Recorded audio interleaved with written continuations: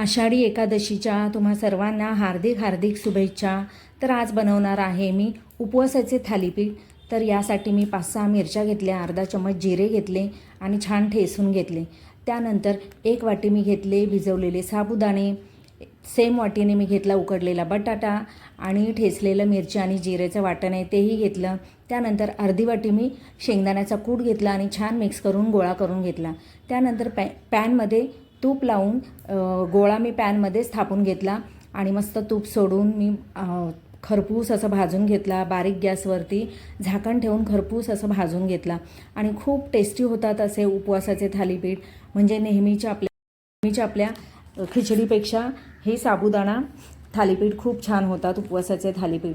तर याप्रमाणे नक्की बनवून बघा, खूप छान होतात आणि आपली शेंगदाण्याची चटणी जी उपवासाची बनवतो त्याबरोबर तर खूपच छान लागतं।